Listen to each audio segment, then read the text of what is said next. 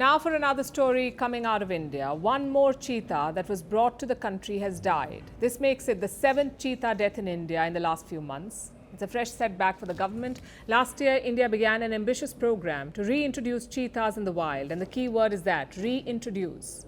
Cheetahs once roamed this country, but in 1952, they were declared extinct. Now, India wants to bring them back. The big cats from Africa have been flown in the hope that they will adapt to the Indian environment. But some of the cheetahs are dying. Our next report tells you why. Wildlife experts and conservationists have their eyes turned to a national park in India. Why, you ask? Because another cheetah there has died. Tejas, a 4-year-old cheetah from South Africa, has succumbed to a severe neck injury. It's believed that he got injured during a fight with another cheetah. But a thorough investigation is underway to get the details. Now, those of you who don't know the significance may wonder, why is this news blowing up so much? Well, you see, last September, amid great fanfare, cheetahs returned to India.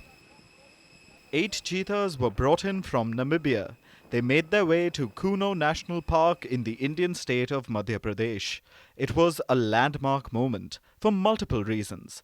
The first was, of course, the return of cheetahs to India after 7 decades. Last September, they began their grand plan, Project Cheetah, and 8 of the big cats made their way to Indian soil.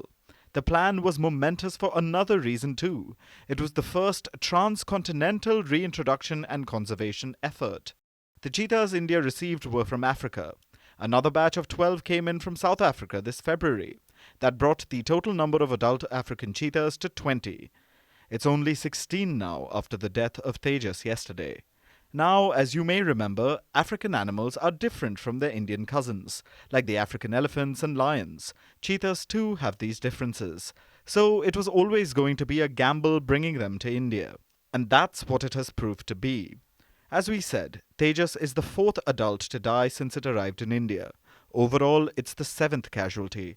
3 or 4 cubs born to one of the cheetahs also didn't make it.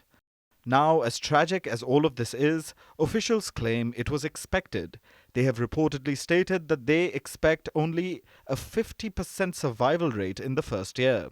And the deaths do seem natural. One cheetah died due to an infection it picked up in Namibia.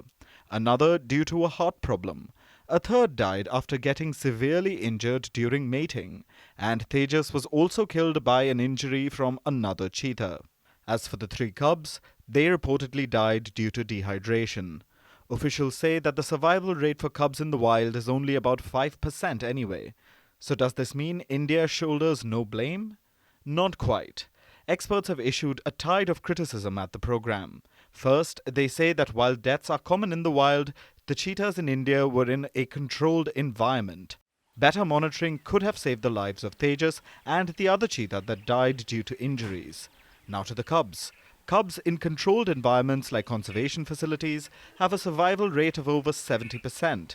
The Kuno National Park is also a protected facility. So more should have been done to save the cubs. Then there's the issue of environment. It was always going to be difficult to have African cheetahs adapt to India. But experts say India could do more to accommodate them. For example, the space in Kuno National Park is limited.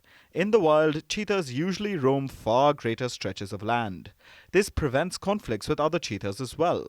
Kuno Park is reportedly not big enough to prevent territorial conflicts. And when it comes to rare animals like the cheetah, officials cannot expect them to adhere to Indian standards of space. The cheetahs should not be forced to adjust and make room. Some say the cheetahs should be moved to other parks or conservation sites as well.